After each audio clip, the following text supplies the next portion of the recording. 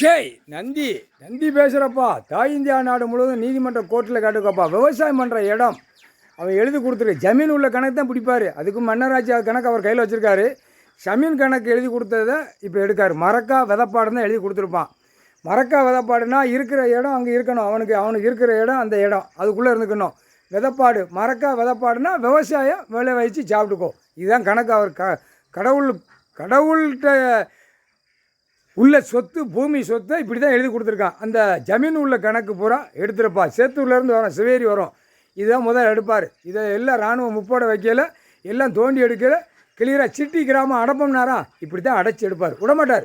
தப்பிச்சதுக்கு நான் பூமியை கொடுக்கல அப்படின்ட்டார். அதான் மரக்கா விதப்பாடு. காவல்துறை அதிகாரி கேட்டுக்கோப்பா. சிபி ரிப்போர்ட்டு, சிஐடி ரிப்போர்ட்டு, உளவுத்துறை எல்லாமே கேட்டுக்கோ. மரக்கா விதப்பாடு. இவன் சென்னையில் உட்காந்து நான் பட்டா போடுதான் பவரை போடுதான் இருக்கான். தூக்கி போட்டு மேய்ச்சி போடமாட்டார். முக்கால் சத்தியம். சென்னை இருக்குது, சென்னையில் மரக்கா விதப்பாடு. அதான் 100 வருஷத்துக்கு முன்னாடி உள்ள கணக்கை எனக்கு 100-120 வருஷத்துக்கு முன்னாடி கணக்கு எடுக்கலை அப்படின்னா துவைச்சி தொங்க விட்டுறோம்ட்டார். அந்த கணக்கு வரையில் உள்ள அரசியல்வாதி எம்எல்ஏ எம்பி மந்திரி பஞ்சாயத்து போர்டு எல்லாம் தமிழ்நாடு முழுவதும் மாட்டுவான். சிக்கின்னு மாட்டுவான். முக்கால்